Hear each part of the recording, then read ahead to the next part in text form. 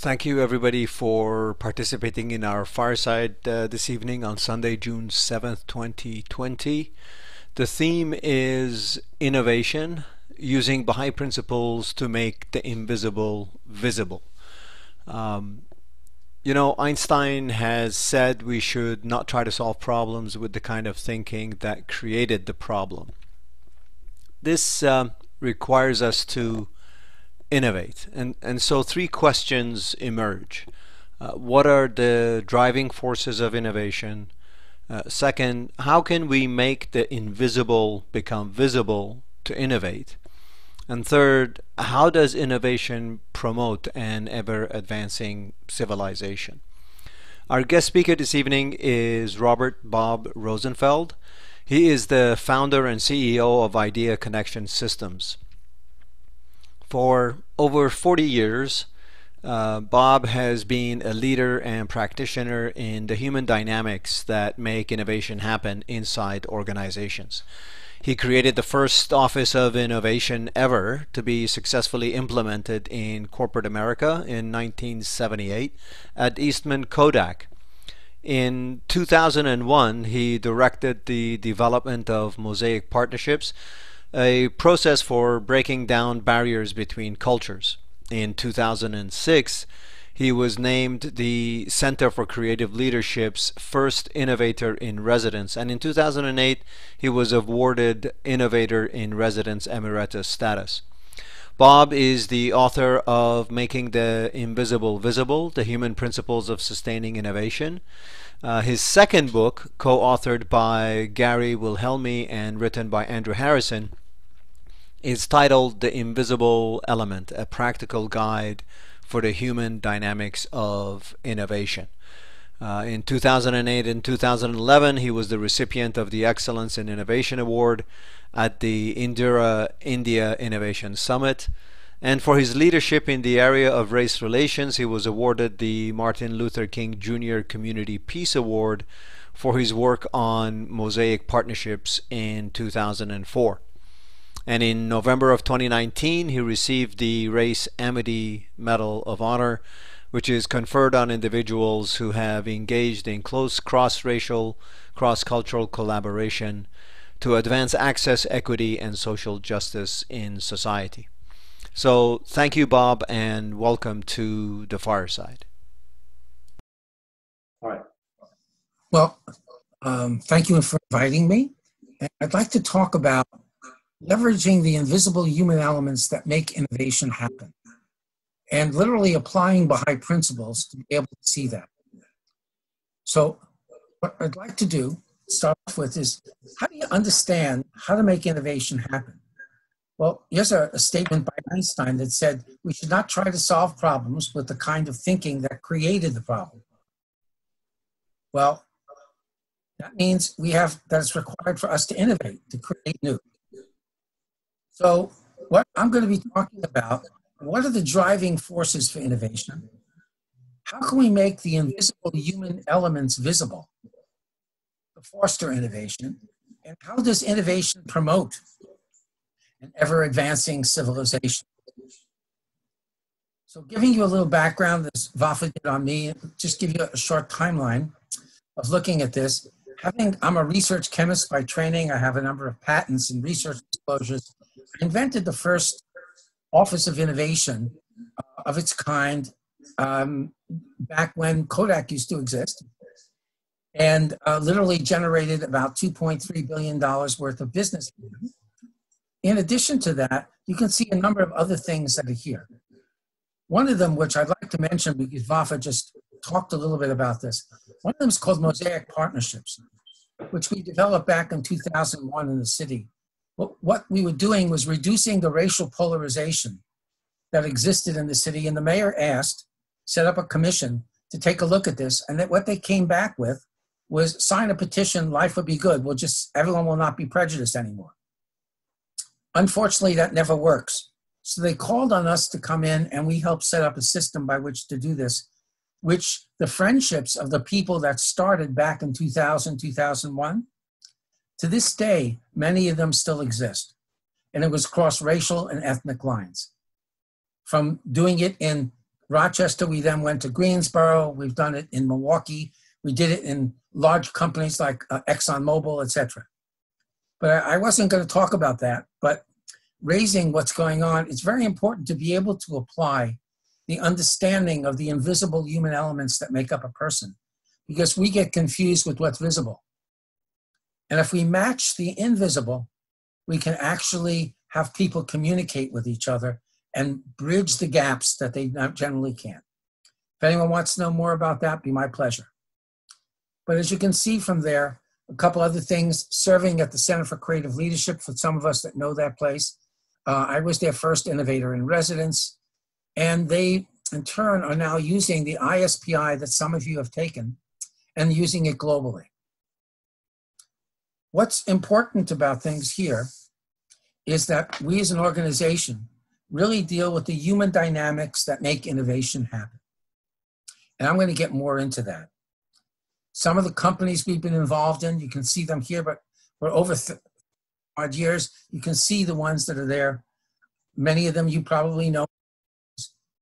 Not only do we involve with the private companies and globally, but also with many of the public companies, public organizations, such as NASA, or just such as the Army, or the Air Force, or universities that are present.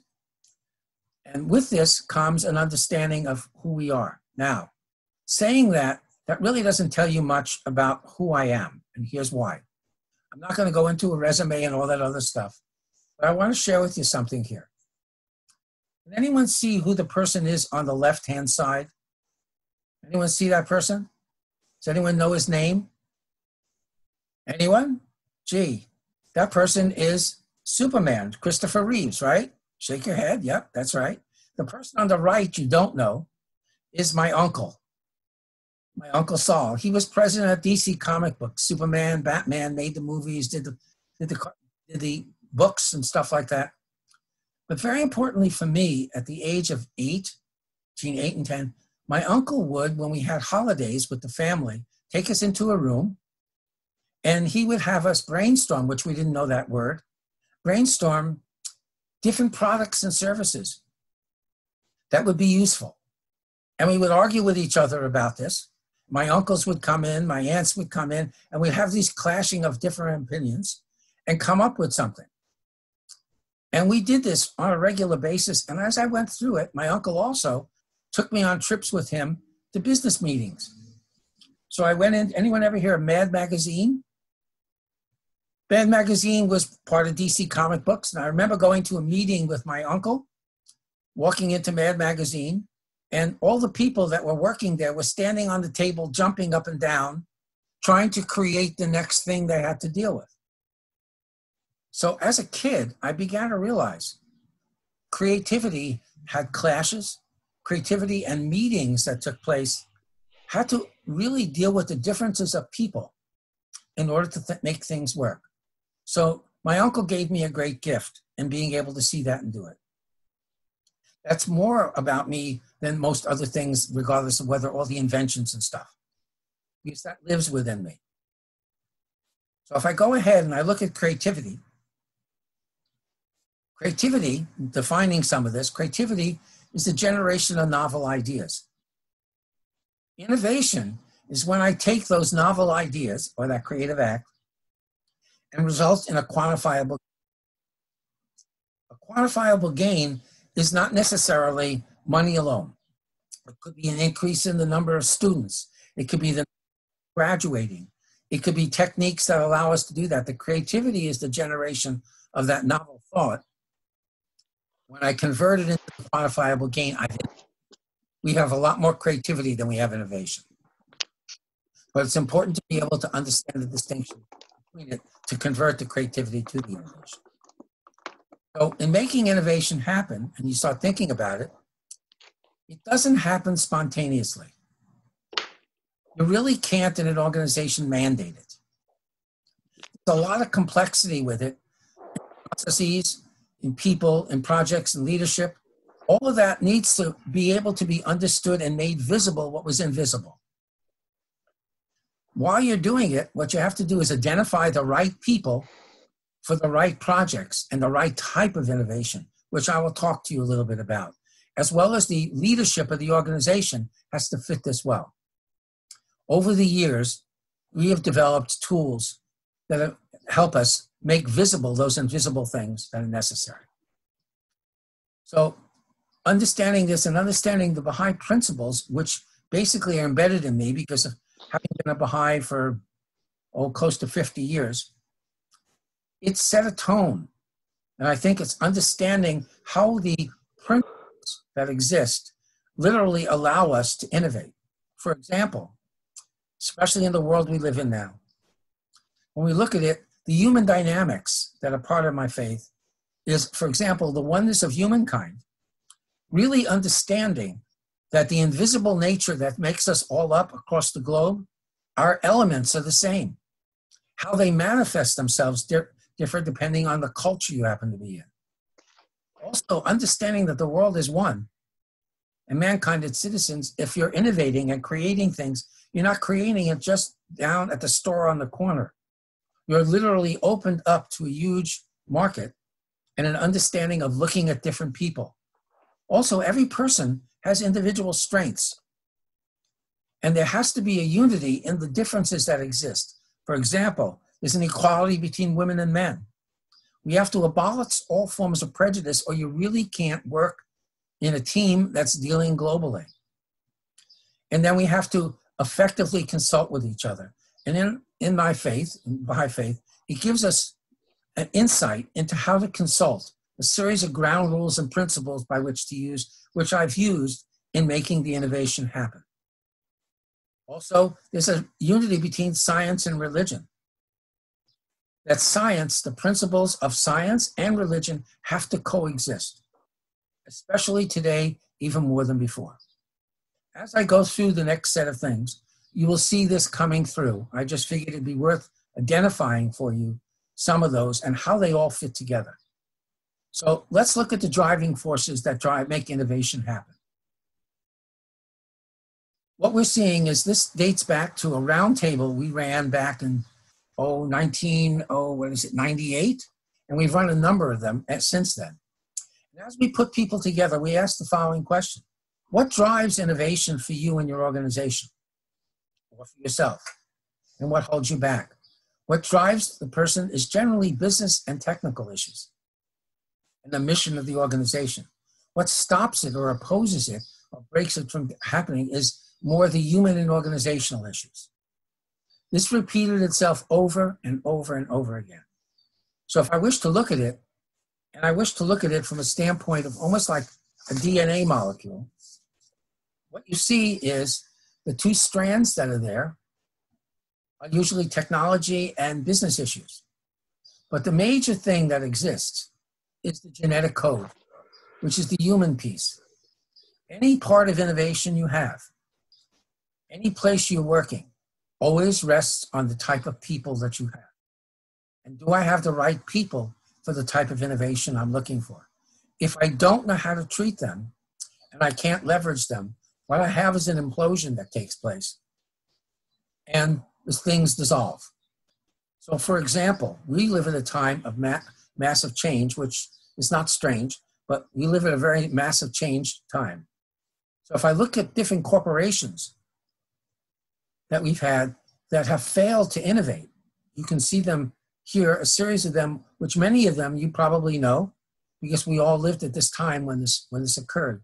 So if I look at the disruption and why they failed to innovate, here's three of them. I'm not going to go through all three. I'm just going to take the top one, Kodak, which I know well.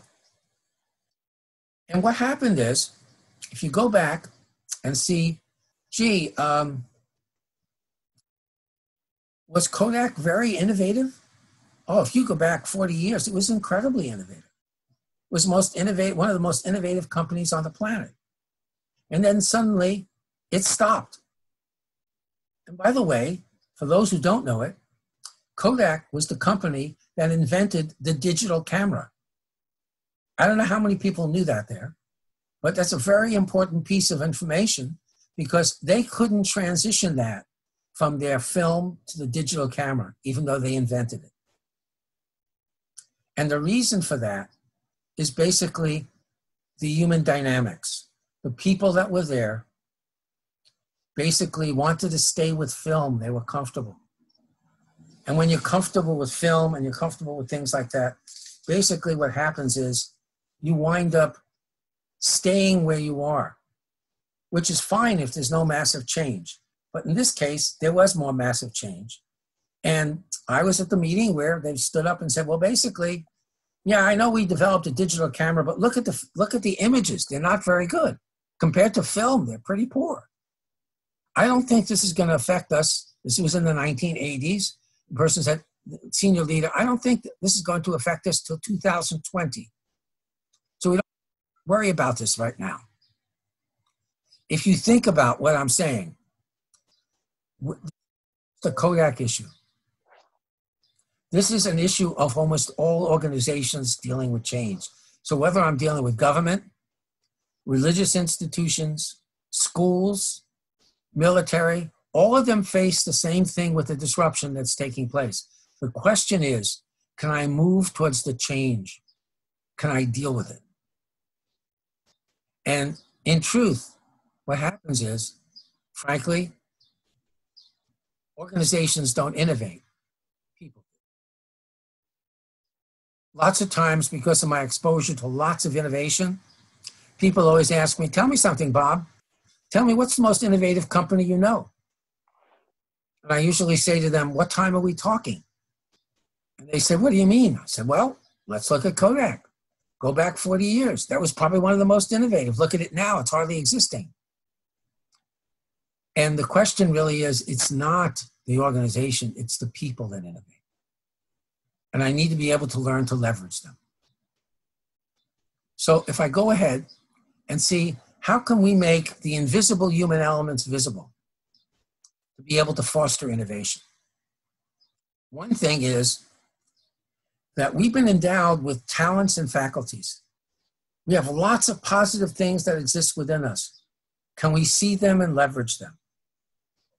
Next thing is the invisible material elements, events, are interrelated with invisible spiritual forces. If we can't see the relationship between the two, it's sometimes hard to continue to innovate and to innovate things that are pertinent in the world. And the last thing that's here that we have on this one is when we take a look at science, the acquisition of science is basically making what's been concealed and unknown to us visible by our intellectual acumen and searching out the plane of the invisible to make the plane visible. So what we learn from this, from the spiritual teachings, is there's a series of things in us that are invisible. Can we make them visible? So if we make them visible, we have inventions, but we also have something else.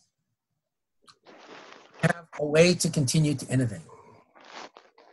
So as I go ahead and look at this, and I look at things that are visible and invisible, I look at the visible as more like a resume or photographically gender, race, and the more closer to the invisible is also behavioral and psychological.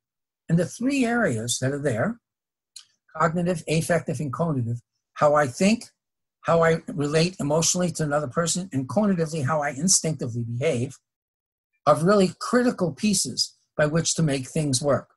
So those, if I look at that, I'm looking at things that are skill sets, things I developed in what I would find on my resume, versus mindsets, which is personality preferences and ideas and attitudes towards things. So if I go back to that same chart and I look at it, I would see that it's a more of what's visible.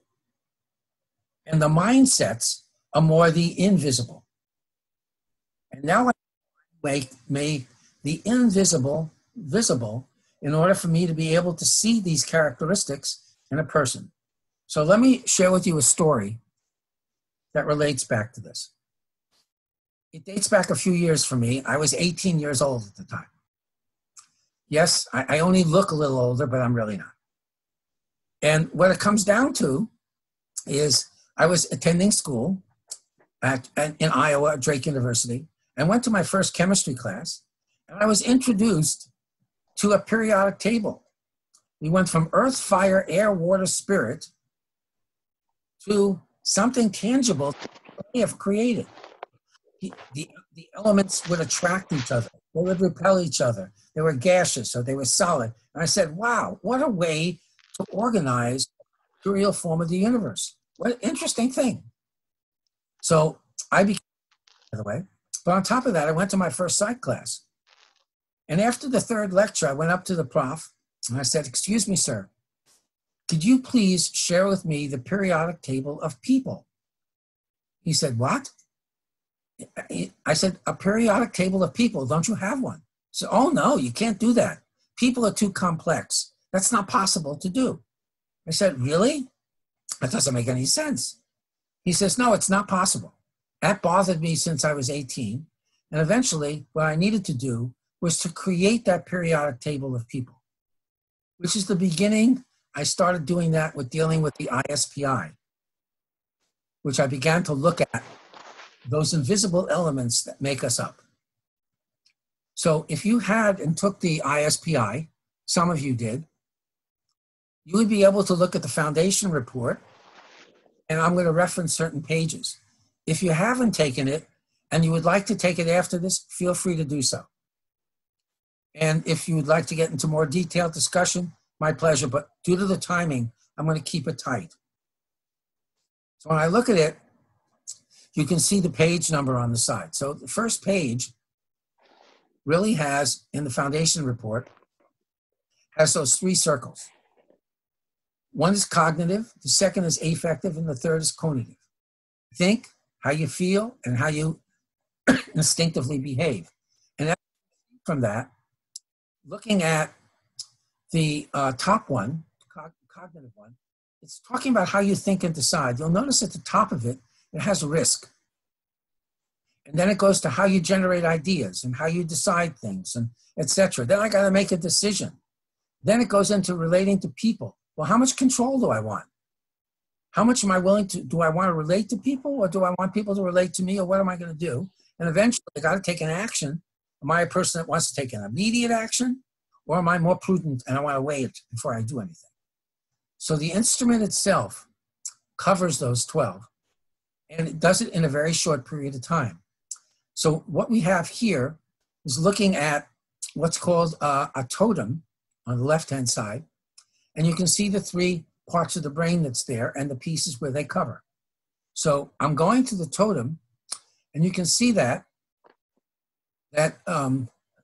grid, which by the way just got patented, which is kind of nice. And what we're looking at is looking at different things. For example, the first thing that you see up there, which is called innovation orientation, which is how I like to solve problems and how I like to innovate. Next is innovation orientation modifiers, which is basically how I like to play with others. How am I on teams? How I relate to people? Where am I? These instruments, as I mentioned before, are used globally and can be taken globally because the elements that make it up are the elements that are part of people. So we're going to start looking at the top one, and I may touch base on the second version, the second piece, but let's start up there and see how much time we have. When we look at this, the innovation orientation is like a lens. You look through that lens and you see the world because that's the way you see it. Then you can put filters in front of it, which then modifies the way you see the world, which we'll cover as well. So let's look at that IO. For IO, innovation orientation, you can see here a grid, and it says XB on one side all the way to XP, and vertically it says ideation, risk, and process. And by the way, if you have your booklet, you'd be able to look at page 3 and 4 and see this there, plus a write-up on your feedback. But if I look at that, the B stands for builder, the P stands for pioneer, and the MB and MP are what we call connectors. Ideation is the generation of ideas. Risk is how much risk am I willing to take? And process is how do I set things up for me to do things? And I'm going to be giving you some more information on that, but I'd like to first start looking at builder and pioneer. There you go. There's your totem. Yeah, this is the result of mine that I did. Thank you. So if I go a little further now and look, I'm going to now look at builder, connector, and pioneer. A builder is a type of person that likes to improve things and optimize. A connector likes to look at things differently and pushes the boundaries. A pioneer likes to create new. So if you give them a problem, they solve it and then they morph the problem and start looking at lots of different things. With those, they have a series of characteristics that make them up. So for the builder likes to improve things, but they're also seen as efficient, stable, and focused. As you think about that, you probably know people, if you're not one of them, that's like that. The connector, which sees things differently and sees both sides of this, is seen as adaptable, very practical, and very agile. The pioneer, on the other end, likes to create new, sees the boundary, and goes out of the boundary. They're seen as very radical, unconventional, and spontaneous, and I'll go more into that. So if you start thinking about it, do you know anyone on your team or that you work with or you live with that lives in these categories? You probably do. And if you looked on page 8, what you would see with the line that's in the center, you would see where you fall on that spectrum, which we can talk about. So going back and going a little further, when you take a look at an ISPI of a builder, connector, and pioneer, one person is not better than the other. Is the builder better than the pioneer? No, or vice versa. And when you look at this, and if you look at what makes this up, here's a series of scientists that fit this spectrum. One of them is Herschel, who's an astronomer, deals with lots of details and created the star charts, which we then navigated in our ships. And the other end of the spectrum is Leonardo da Vinci, which we probably know more in the West, and he generates extremely novel thought, extremely diverse artists, as well as, actually, if you should understand, he also created the first helicopter. So you're looking at a person who is very versatile, but doesn't implement, where on the other end of the spectrum, they implement. So this spectrum that exists not just for this. This is what's very interesting with this. It literally deals with any family has this. Any church has this. We have all the spectrum that's present, and we have to learn how to leverage it. So different people excel at different things. Okay? If that makes any sense to you. And when we take a look at this, and we go across here to look at this is an innovation spectrum ranging from evolutionary, expansionary, to revolutionary. And what's happening there is evolutionary is you have improvement. You improve things. Expansionary, you improve things but push out the boundaries. Revolutionary, you may improve things but you really redefine the problem. So let me give you an example. If I look at evolutionary, I could take a grocery store and I can improve the shelves in it so it's easier for people to buy things. And it literally is an innovation because it improves what's going on and attracts more people. If it's expansionary, it may be going from the creation of grocery stores into restaurants. And I go to the restaurant to eat. Revolutionary may be something like Grubhub or an Uber, which now brings the food to you as compared to having it there. Each of them have different steps, and each can literally be used in many, many different ways. But the evolutionary, expansionary, and revolutionary, the mindset is builder, connector, and pioneer. And for those who relate back into industry, here's 3 different types of industries. at different goals that are present for different people. So the first one on top, you'll see is a consumer good company. They need people who deal with evolution or builders. And it's necessary to have them. And they have a large percentage of that. Creating new that is really out of the box, well, I need someone there that can think that way, but that's not really where I invest my funds. I need to optimize, which is more builder-like, evolutionary, and expansionary. If I drop to the bottom to the technology company, I need less evolutionary people, less builders, and I need more pioneers, which you can see revolutionary, like went from 2% in consumer good to 15%. Because I must continue to create new since the change takes place. If I don't have them and I haven't set up the systems to do it, and I don't have the people who think that way, it's going to be very, very difficult to sustain myself in being able to do it. Is this making any sense? You can shake your heads. Okay. Anyway, let me keep going. So if I go along, and I now go back to looking at ideation, risk, and process, let me describe that to you. And it goes like this. Ideation, if I'm a builder, I generate novel thought that solves the problem, and then I go from that to go do it. If I'm a mid-range or a connector, I like to solve the problem and push out the boundaries slightly. If I'm a pioneer, you give me the problem, I solve the problem, and then I morph it and start doing other things. So if you come back to the pioneer, a couple of days later, he's still working on the problem, or she is, and she's trying to figure out what to do because they changed the problem in their head. It's a very unique form. When we take a look at risk, builders de-risk things. So you want things to work well. If I'm building a blood analyzer, I really want some builders on that. The mid-range in risk can see risk that's on the pioneering side and the building side. And depending on the situation, they're very situationally dependent. The pioneer or extreme pioneer in risk doesn't necessarily see risk. Let me share with you a story. A number of years ago, I was lecturing at the National Defense University in Washington, D.C. I'm in a big room with a U, like many of us have been in for meetings. Person to the right stands up and says, "Excuse me, you have me as an extreme pioneer in risk. I don't take risk."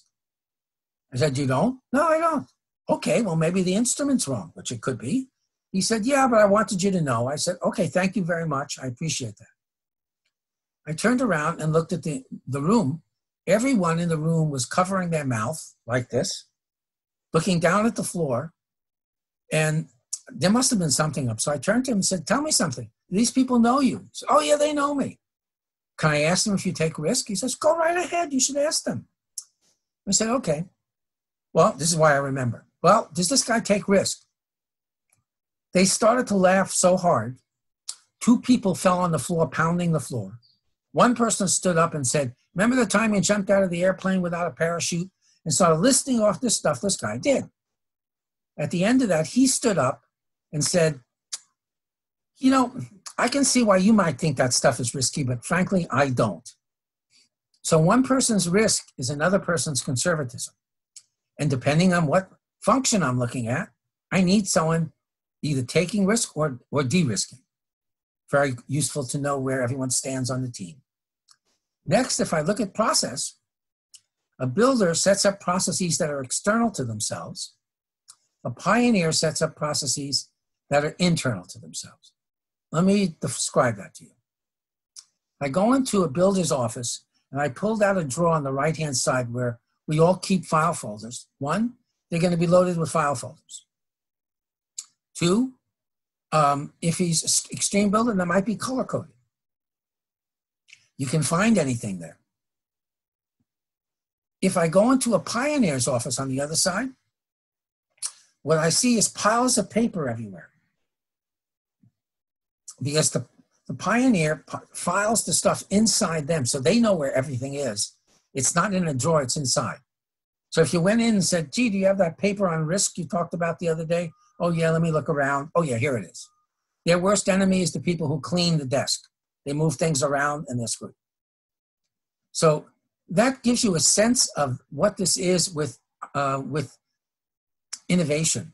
And look at the way you see creativity. So let me go a little further and illustrate it. What you see here is, you notice the red box. It's in the pioneer or extreme pioneer in ideation and risk. We have a special name for those people. They're called literally pingers. And this is an illustration of it. They can be a pioneer or extreme pioneer in ideation and risk, and they can be anywhere in process. That affects the way they process things, but who these pingers are they actually see things outside of the box. So they're people who think out of the box. If you give them an idea, they'll by-associate that idea with something that may or may not be relevant. They like to push the boundaries on things. They basically disrupt the status quo. So if the status quo is getting disrupted by them, they're usually people chase after them. They're very strong at creativity, and they continue to design and come up with new ideas. Many of these people are more mavericks that you know. Here's some of them as examples of mavericks that existed at different points in time. They're in every culture, everywhere. How the cultures accept them will vary, because like if you're in one culture that really deals with lots of details and nothing wrong, like possibly Austria, you would have a different type of insight to these as you do the United States. Another good example is looking at this series of pairs. Notice that you have Steve Jobs and Steve Wozniak, and you have Walt and Roy Disney, and you have Orville and Wilbur Wright. Let me explain what that means. Let's take Walt and Roy Disney. I'm sure everyone here has heard of Walt Disney, Mickey Mouse and all the other stuff. But I'm not sure you've heard of Roy. Roy is his brother. Walt went bankrupt twice, and after the second bankruptcy, Roy stepped in and said, I'm going to take over running the business. You keep creating. Roy was more builder, and literally set up the system that allow us to have Walt Disney. And we wouldn't have the things we have, even though he may have invented, been very creative, but they would never have been innovative. Other examples like that are like Orville and Wilbur Wright, brothers that created flight. There's a long story with that too. And when you think of it, you may know two people that literally work together that are like that. And that really allows you to develop business, it allows you to develop teams that are much more effective if they appreciate who the other person is. That becomes very, very, very important.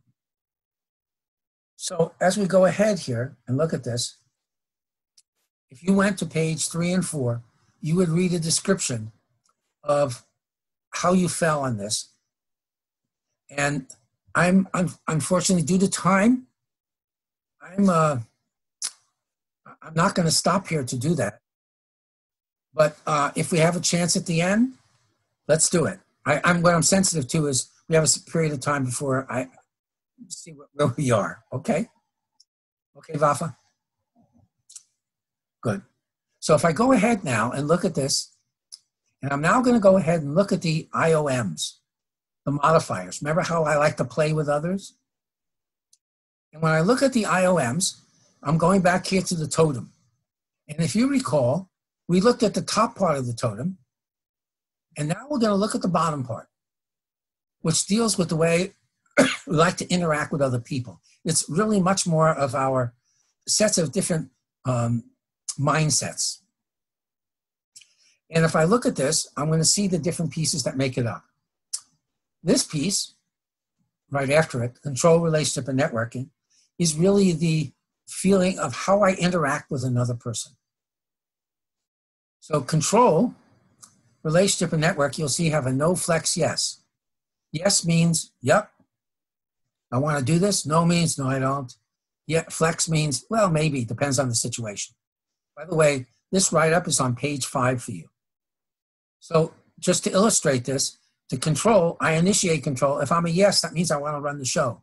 If I'm a no, no, I don't. If it's a flex, it depends on the situation. Others initiating control. If it's a yes, I'm open to having people share with me where they're coming from. If it's a no, no, I'm not. If it's a flex, it depends. And when we look at relationship and networking, excuse me, what we're looking at there is relationship. How much depth do I get to know you? If I'm a yes and I initiate, I really want to go out and meet new people. If I'm a yes and others initiating, I would really be very open to people approaching me. Same with networking, but networking is more of a veneer. Checking to see how I relate across that spectrum.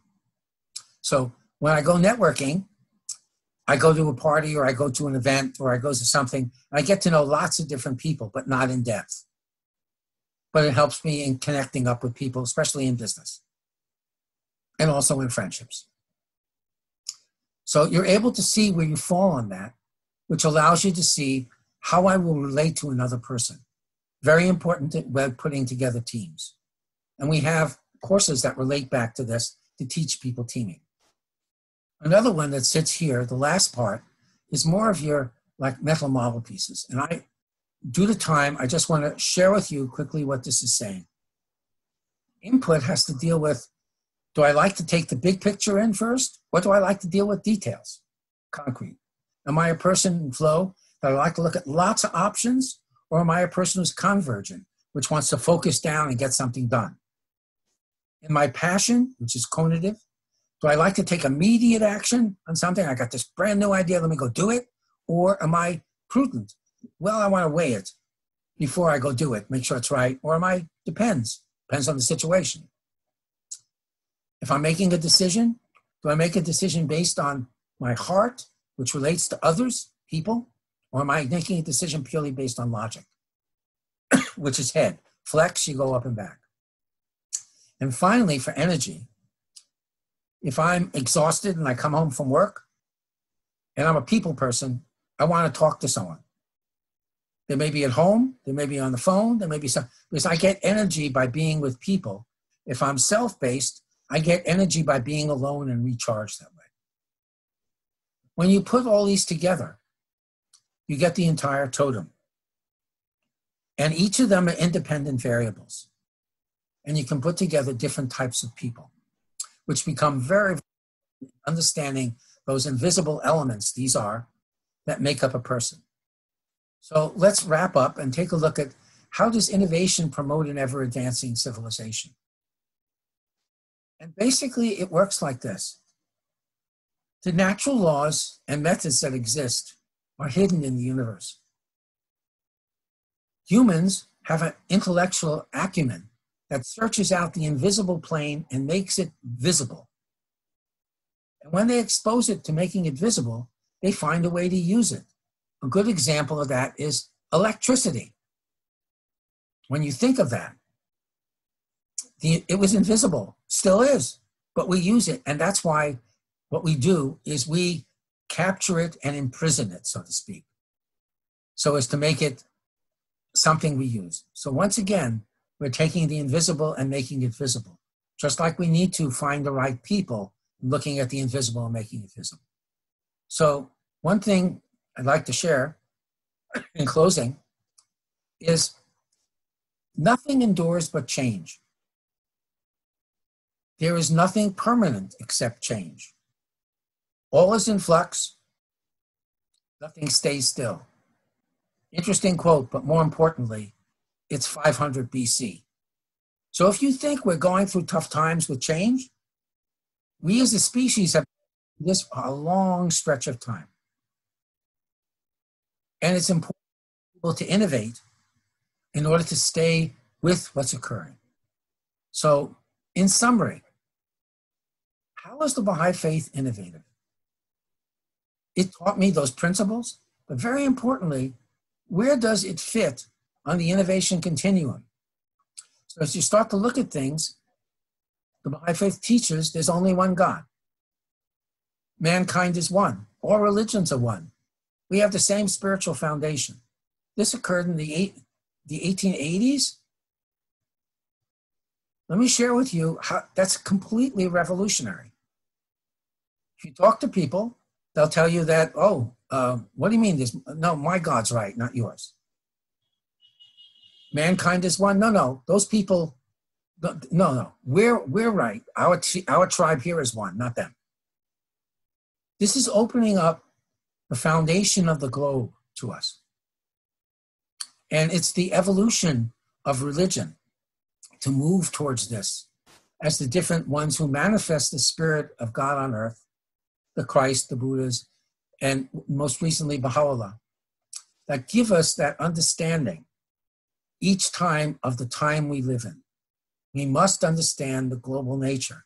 We also have a series of social teachings that fall on this innovation continuum as well, that must be lived so that innovation can occur, like the equality of women and men, the unity of science and religion, the elimination of all forms of prejudice. Think about what that's saying in light of everything that's going on today. Having a universal language so we can talk to each other. Elimination of extremes of poverty and wealth. These are just some of them. What's important here is to understand as we grow in the innovation, it's bringing together the spiritual and material.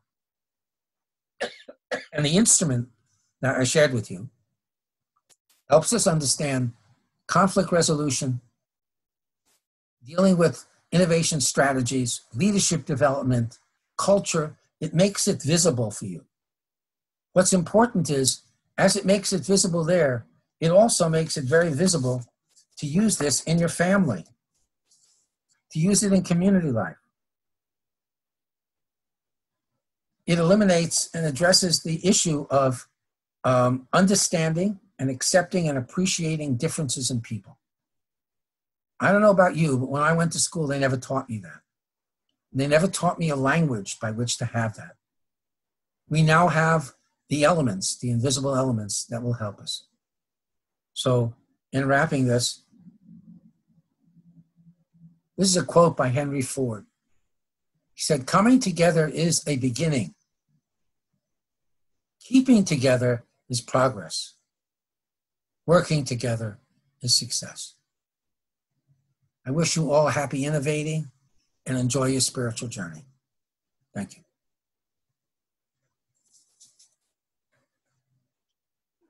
Thanks very much, Bob. I appreciate it. If you want to stop sharing your screen, then Sure. we can bring up everybody and I can kind of follow everybody that may have questions or thoughts.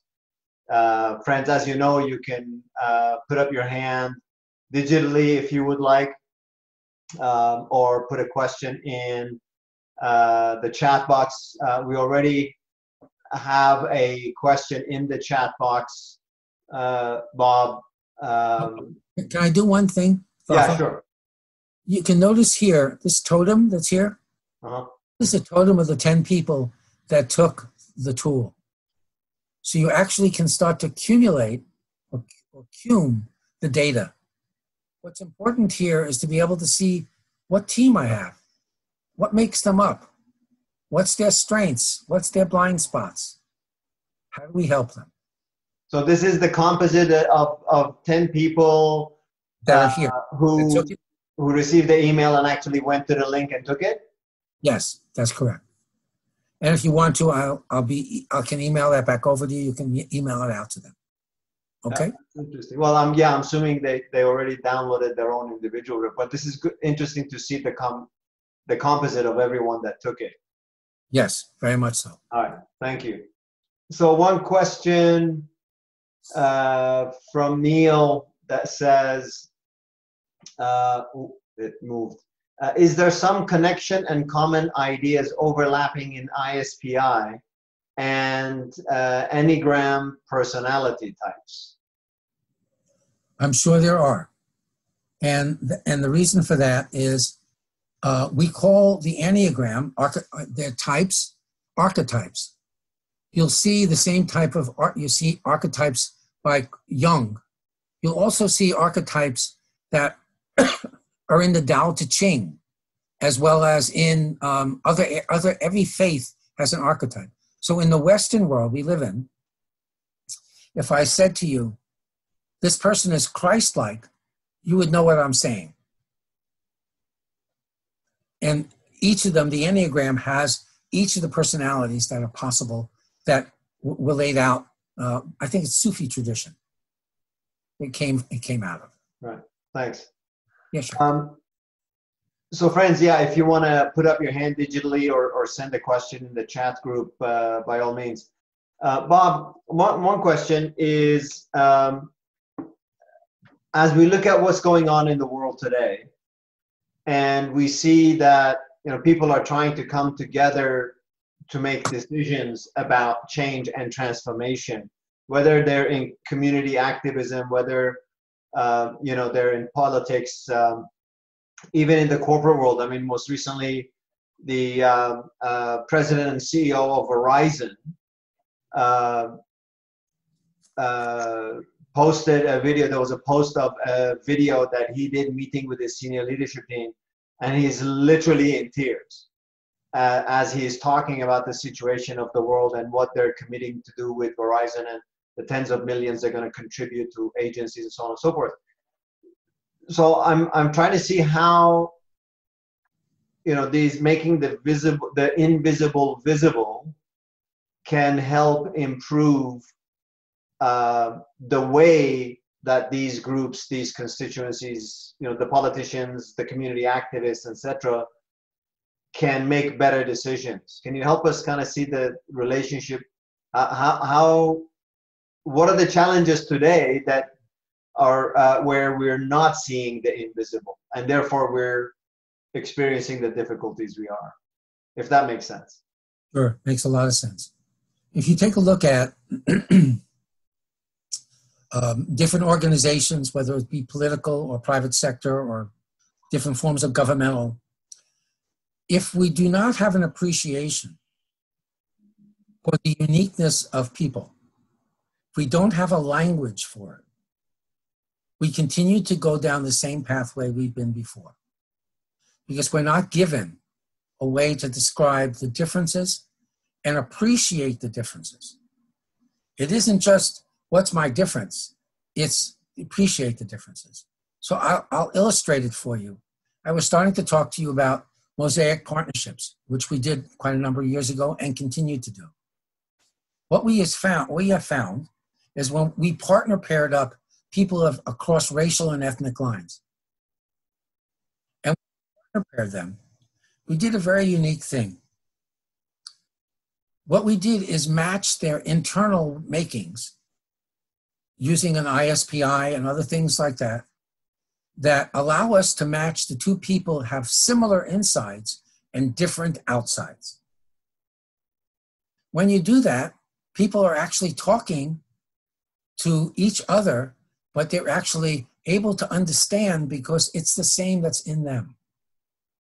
And then the differences are easier to deal with. Those are people that have lasted for a very long time in their friendships. When we've used this in organizations, we create what we call a relay race, ranging from people who are much more pioneering to those that are much more builder. So you generate novel thought through the pioneer, and then it moves into mid-range, and then it moves to builder to make it implementable. The key to this is identifying those people and also teaching the people that are part of the organization to appreciate the differences and see the strengths of those differences so we could leverage them. Lots of times we say, oh, we're looking for innovation to occur, for example. So all we're interested in is breakthrough, right? Just breakthrough. And the answer is no, that doesn't do it all. That starts it, but can't finish it. So what we need to be able to do is understand the differences in people and how to leverage it.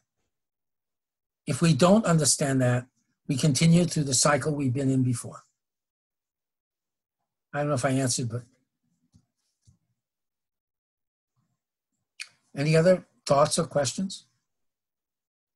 Yeah, sorry, Bob. How there's a couple more here, but how does this preconceived notion, prejudice, it's not just racial or No, it's prejudice. It's just the idea of a preconceived notion in a decision-making process, or in the field of innovation, or in the field of trying to create transformation.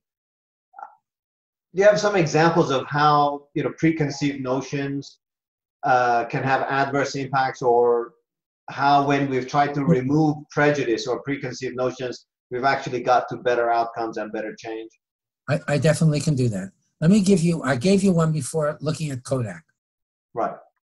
That was a preconceived notion. They couldn't break the pattern.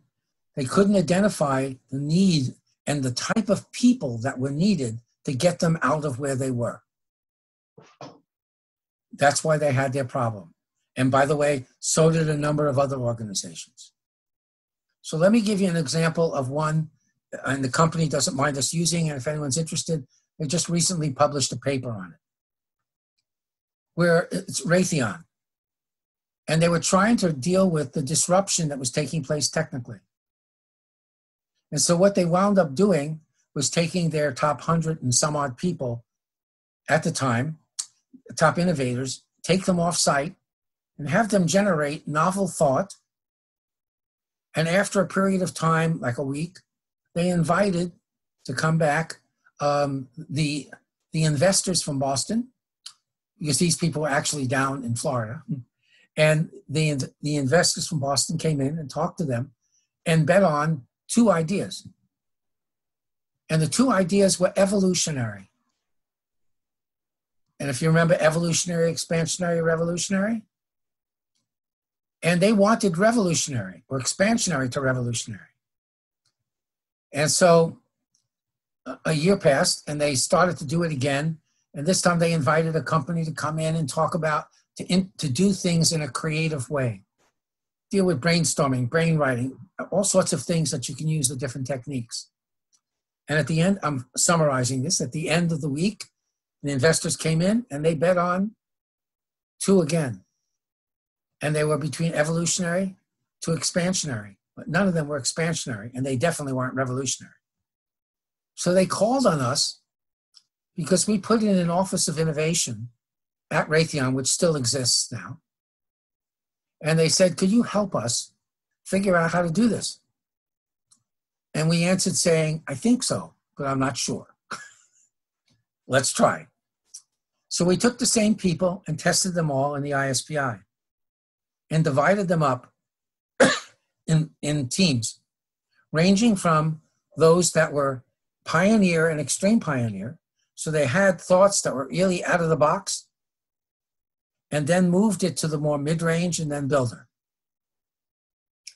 When we did that, the pioneers, if you ask them for 5 ideas, they wind up giving you 10 or 15. They can't help it. It's part of what they do. So they came up with this, and then we were able to move it to the next group, moving it down to more from extreme pioneer to mid-range pioneer, and start to focus on the ones that were possible to get implemented. When they did this and they developed it, when the bankers came to bet again, this time they bet on 9. And they said, whoa, wait a second. How'd you do that? And then I started to explain about the psychometrics that make up the instrument. And they said, no psychobabble. We're not interested. We're double E's. We're electrical engineers. We don't deal with this. Okay. I said, let's wait a year. A year passes. And lo and behold, of the 9, 7 are still alive, 3 are getting launched. And they said, whoa, let's try again. But maybe you can explain it to us without psychometrics. I said, okay, being a chemist, I could do this. So anyway, so what happened was they do it again, and we lined them up again as a team. We learned more about who the team is and able to optimize that. And this time, instead of investing in 9, the bankers invested in 11. And they said, okay, now you got to help us out. How'd you do this, but do not go into psychometrics? I said, okay. Well, all you don't know is I have 7 children. Actually, really neat group. 5 of them are adopted, and they're multiracial, multi-ethnic. And at Thanksgiving time, the family comes over. And then also, we now have 10 grandchildren, and they bring friends. So let's put it this way, there's a mob. 2 of my kids come with me, and they said, how is this related to what you did? You didn't want psychometric. No, go ahead, keep going. I said, okay, 2 of my kids come down, and we make turkey. We make 2 turkeys, and I make gravy. I'm a chemist. I know how to do that. He said, yeah. So when you make gravy, you take a pan, you put the drippings on the bottom of the pan. Yeah. Then you put flour in and you disperse it. Yeah. Then you take the flavorful fluid and you pour it in and stir it up and heat it. And what do you get? You said you got good gravy. Right. Okay. So what's this have to do with anything? I said, wait a second. Let's say I have a pan. Yeah. I pour the flavorful fluid first. Then I put the drippings on top of the flavorful fluid. Yeah. Then I throw the flour in. Same ingredients. Stir it up. What do I get? They said, you get yuck. I said, that's right. That's what you've been doing. You get yuck. You have all the right ingredients. You just haven't put it in the right order for you to be able to make gravy. And they said,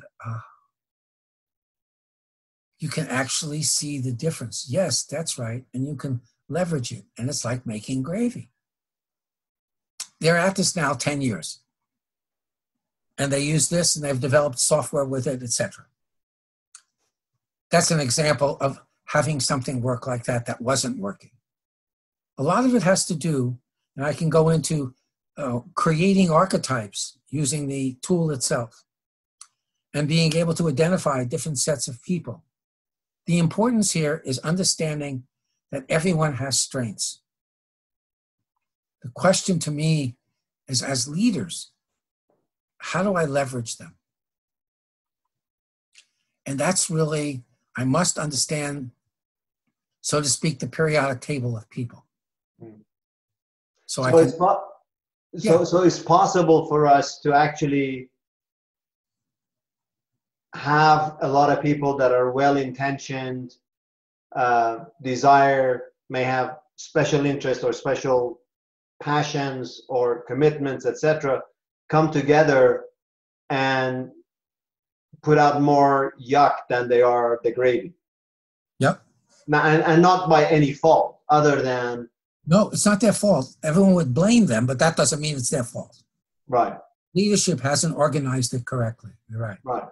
So is it possible, maybe even necessary, how you describe, builder, connector, pioneer, and you had evolutionary, expansionary, and revolutionary. Is there a relationship between the outcome, the transformation, the change in society, etc., the way we operate and the way we work, the way we think? Is there a relationship between the outcome and the presence of these dimensions? Meaning that the tighter the correlation between the builder, connector, and pioneer, or the tighter the correlation between evolutionary, expansionary, revolutionary, then the better the outcome. Does that make sense? Yes, but what you're saying is, if I hear you correctly. Oh, yeah, correct me, yeah. I'm looking at evolutionary type of ideas. I really need the builders to help me there. Right. If I throw the pioneers in, they'll disrupt it. Ah. I may want to start with some of the pioneers and then have them go out to lunch and then bring the builders that will focus on the things that make sense. It's part of understanding people. Right. Makes it, and what it does is I appreciate, as we go through this, you appreciate the builder, the connector, and the pioneer, and all sorts of other archetypes.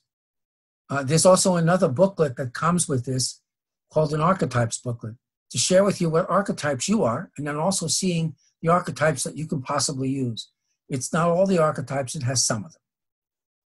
Yeah, so how many times have any of us been in meetings where somebody comes up with an idea and it's immediately shut down by someone else who says, oh, we can't do that. Well, no, because of this and this and this and this. And then you come up with something else and so no, we can't do that either because of this and this and this and this.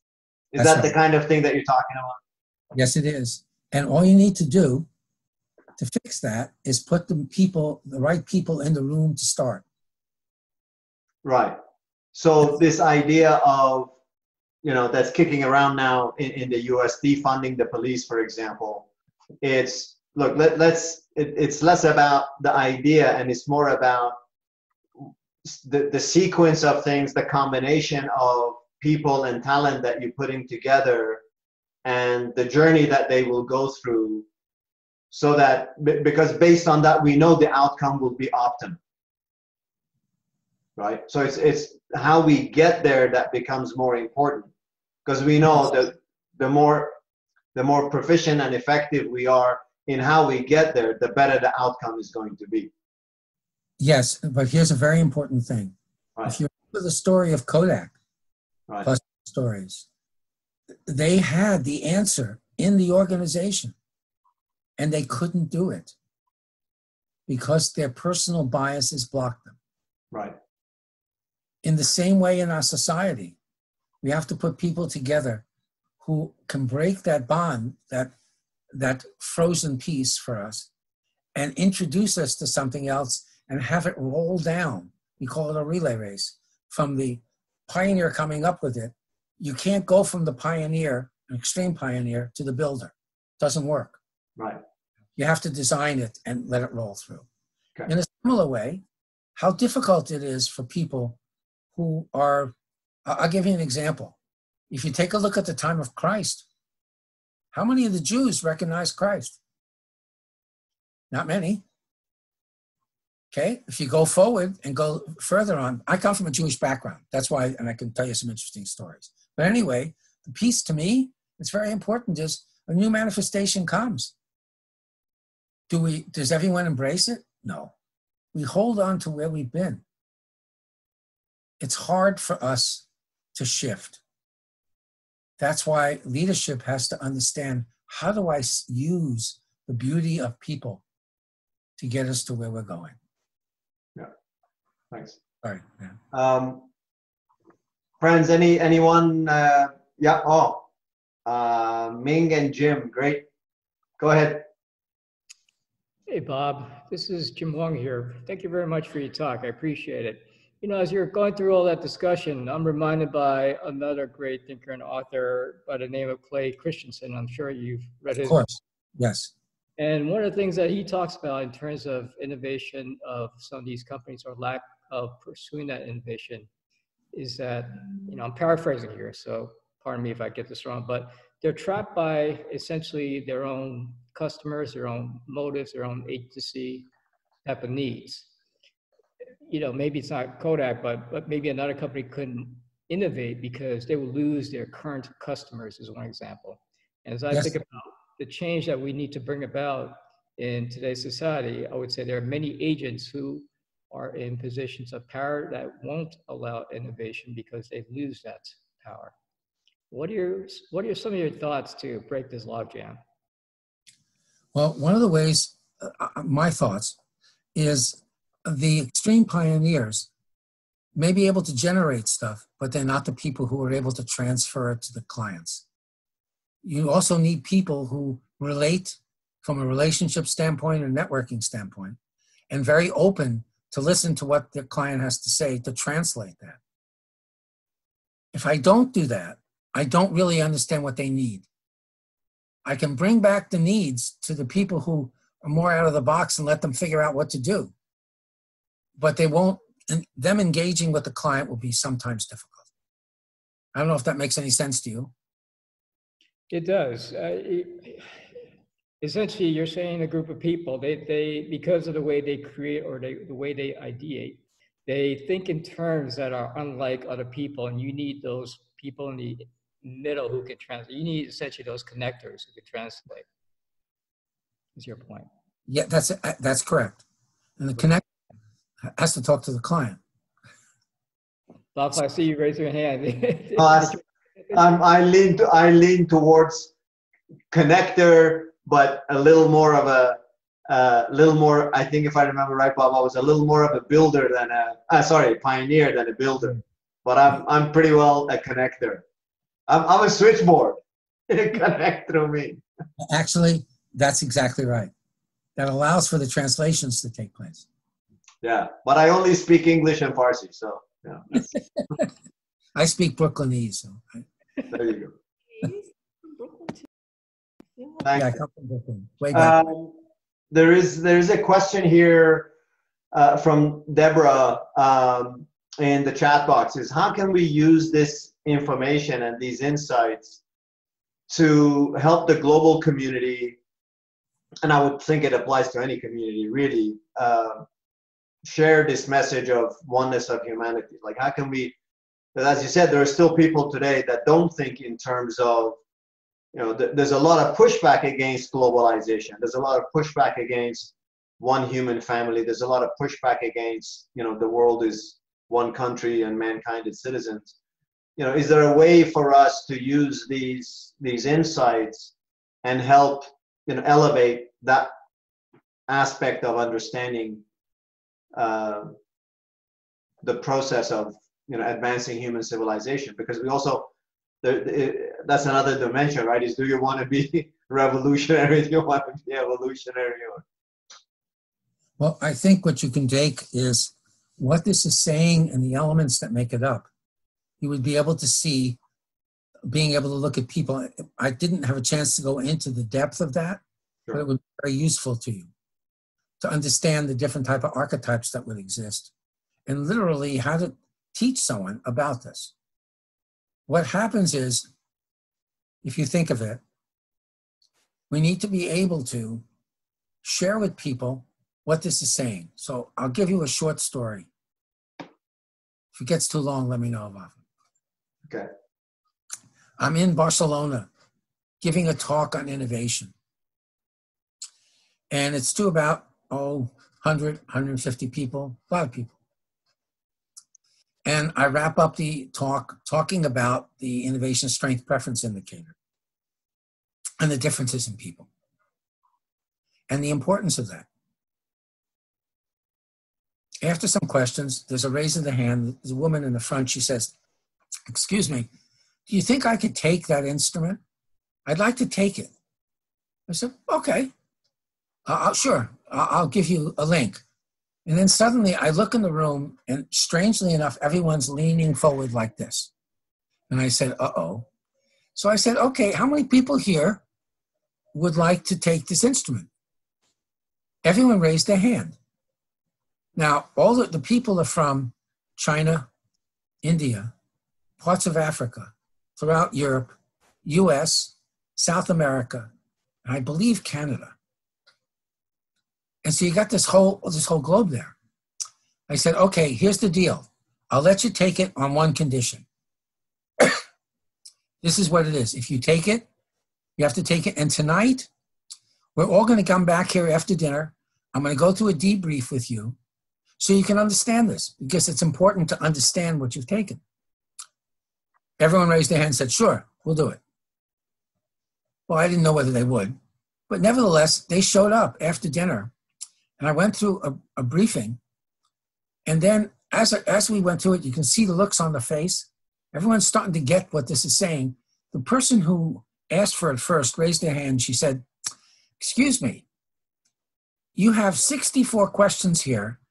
And you really, this describes me pretty accurately. I said, oh, okay, thank you. She said, no, don't answer that. Now my next question. She stands up, looks at the whole group, and she says, how many people here feel it describes you fairly accurately? Everyone raised a hand. So she said, okay, help me out here. We got people from all over the world. English in many of the cases as a second language. They all take this and they're saying this is part of who they are. This describes them fairly accurately. How'd you do that with 64 questions? I have to tell you what I said to myself. That's a good question. I don't really know the answer to that. But what came to me, which was very simple, was what we were doing. We were looking at the elements that make up people. And it doesn't matter where you are on the globe. Who you are then filters through the culture that you're living in. So what's valued maybe is very much related to the culture and the wiring inside. Everyone sat there and they went, yeah, that makes a lot of sense. So part of what I've learned is if the person experiences it, you can actually help them understand the oneness of humankind. Because if you have all these people that have taken it, we've had, I think it's over 25,000 that have taken it.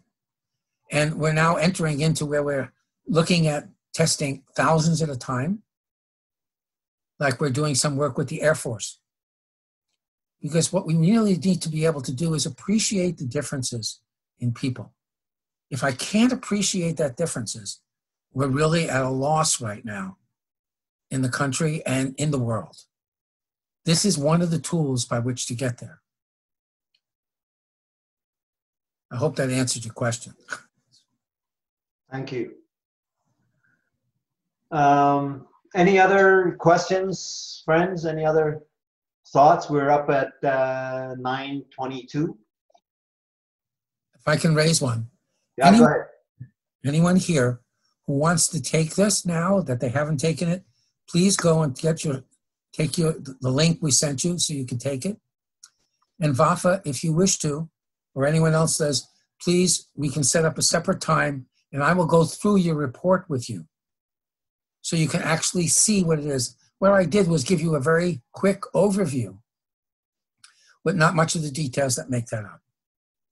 Yeah, and as I tried to show before, I've actually done this. I did this a long time ago. You'll see, you know, that's me, Bafa. These are my results.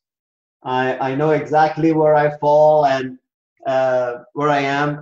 But before we kind of slowly come to a conclusion about, is it possible for someone over time to change and be different? Yes. Okay.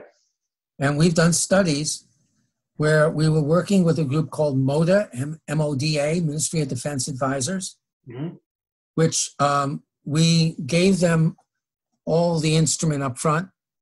And then they had 3 weeks of training before they were deployed actually to Afghanistan to help the Afghanistans get to where they want, not where our government wants or anything else, but to help the people. When we did that, we confirmed with them that the instrument did actually say who they were. After the 3 weeks, they went to a camp outside of Indianapolis called Camp Atterbury, which was then set up as an Afghan village. And they went there for 3 days of intensive training, living in the environment they would be going into. To say the least, they were stressed. At the end of the 3rd day, we had them come into a room and take the instrument again. It takes 15 minutes. And then we did a gap analysis and asked them, went back and gave feedback to them about, was this really describing you in the situation you were in? On a scale of 1 to 5, 5 was perfect, 1 was They scored an average of 4.3, and everything was between 4 to 5. Right. They were then able to see in the instrument where the changes occurred in them, and then plan for themselves when they enter into that environment. When it feels that way, they have to have a strategy how they're going to deal. That's one. Another is when you look at it, age affects this. So if you get 20 years older, depending on what you're facing and stresses, certain pieces in it are more stable than others. That's a whole other discussion. Yeah, because I think of myself, maybe when I was younger, I was maybe more revolutionary and more of a pioneer. But as I've gotten older and life experience and so on, I've become more of a connector and more of a expansion orientation then. It also is a change as you age. Your hormones shift, and that affects the way you see life. For us that are a little older, we can understand that really well. Right. But what is very important is to see it. I've done this because of the 7 children. What was very interesting for me was I actually tested them going through before and after puberty, watching shifts occur. My kids would tell me, Dad's always testing us, and our friends that come over, they want to take these too. So I had a live lab. And very, very fascinating. I learned a lot. I'm sure. This has been great. Yeah, so one comment here, I think you all see it, it's great. Neil says, just took the test, excellent self-assessment. Thank you. Stan, hi Stan. A similar test is needed for police forces. I think, you know, it's a test that if it's helping us gain an understanding that once applied in the right way can be a important influencer in transformation and change. I think that's essentially what we're talking about here. So, Bob, thank you very much. If there's no more questions, friends, appreciate everybody. I always got to do a shout out to Fadia because she dials in from Jordan and it's an ungodly hour in the morning for her. Yeah. Hi, Fadia. Nice to see you. And everybody else who's participated, thank you for continuing to participate. We're very happy to put these together and have everybody come and share, and really hope to elevate the level of conversation to have more meaningful conversations. And so when we go away from these sessions, you know, the content of our language could change, the way we think about things can be different. And Vafa, if anyone has any questions or would like to go through their instrument, please let me know. Yeah. We'll let you know. Yeah, anybody, please let me know. Just reach out to me by email. I'm happy to connect you with Bob, and you know, he'll spend time with you and go over your the results of your study. So, friends, thank you very much. I do want to say the next one, which is not going to be on June 21st because that's Father's Day. So I'm making an executive decision as a father. We're not going to hold no, but it's just the turnout on Mother's Days and Father's Days and long weekends is really low. So we're not going to have one. We will have one on the 28th of June. Just keep that in mind. Sunday, 28th of June is going to be Layli Miller talking about justice. She's the founder of the Tahrir Justice Center out of Washington, D.C. She does a lot of speaking on and leadership on the subject of justice, which I think is pretty apropos. So anyways, thank you very much, everybody. Appreciate it. Enjoy the rest of the evening, and bless you all. Stay healthy and safe, please. Thank you.